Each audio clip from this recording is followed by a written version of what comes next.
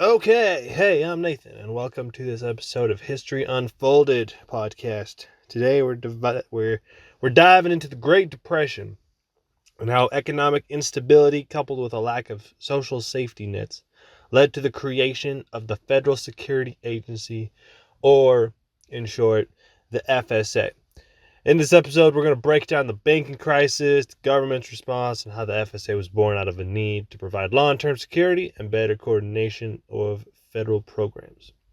So, let's set the context here and the scene for you. The Great Depression hit in the 1930s, and while the stock market crash of 1929 was the tipping point, the U.S. economy was already kind of struggling due to underlying issues. Most people had little to no savings, leaving them vulnerable during economic downturns. Wealth distribution was highly unequal, with the top 1% of the population controlling about a third of all the money. The banking system, that was a big one. That was in chaos, and there were a few government regulations to manage it effectively. And when the economy collapsed, it had a devastating impact, worsened the situation. Another big thing was that they were transitioning from gold to dollars, and it was like 1 ounce of gold was $20, which, I mean, back in those days, it was kind of a bit, but also at the same time, not as much as they were hoping for. So, that also gave them a hard time. When Roosevelt took office, banks in New York and Illinois were closed to prevent runs, which was highly significant, with over 5,000 banks shutting down in all within 48 hours. He declared a bank holiday and called Congress into a special session. But basically, the big two reasons why the FSA was created was, the first was economic instability and a lack of social safety nets, like I mentioned earlier. The Great Depression exposed how vulnerable most Americans were and had no solid systems for Social Security, public health, or education. So the FSA aimed to centralize and strengthen these areas. And so another main reason why it was created, kind of a secondary reason, but they just wanted better coordination of federal programs.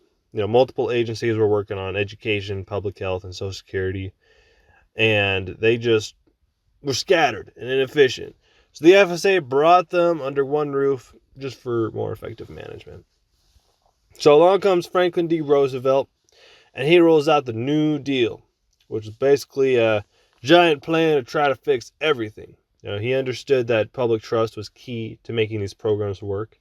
So in his famous fireside chat on March 12, 1933, he said, "The success of our whole great national program depends, of course, upon the cooperation of the public, on its intelligent support and use of a reliable system." A little bit later in the fireside, he said, "After all, there is an element in the readjustment of our financial system, more important than currency, more important than gold, and that is the confidence of the people. Confidence and courage are the essentials of success in carrying out our plan." That's what he said. And this message helped calm fears and encourage Americans to trust the system as the government implemented reforms. The FSA primarily focused on reform. Its purpose was to centralize federal efforts in education, Social Security, and public health by combining several agencies, which included, but not limited to, Social Security Administration, the SSA, Public Health Service, the PHS, and the Office of Education.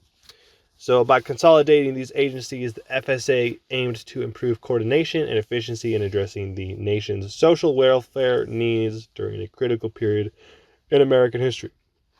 Now, there were two key people involved in this program. The first, as I've mentioned already, even quoted from, was Franklin D. Roosevelt. As President, Roosevelt led the New Deal and played a pivotal role in the creation of the FSA to address the economic crisis and provide long-term Social Security. There was one other man involved in the startup of the FSA, and his name was Paul V. McNutt, the first administrator of the FSA.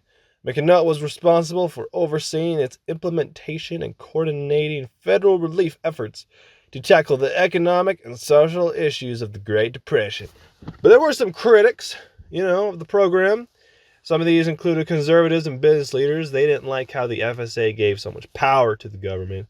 They believe it made people too dependent on government help instead of encouraging them to take care of themselves and rely on businesses to help the economy, which would have benefited them over the federal government more.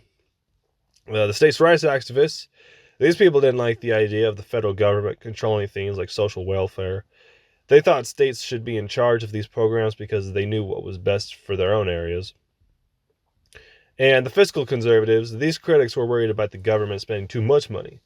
They thought that the FSA's programs could lead to a huge amount of debt and hurt the economy in the long run, which in the Great Depression, the economy was already in the trash, and so it would have just been a bigger risk for them. All in all, though, I mean, the FSA was moderately effective in providing assistance to millions of Americans during the Great Depression and beyond. It helped improve public health, advanced education initiatives, and provided financial security to vulnerable populations through Social Security.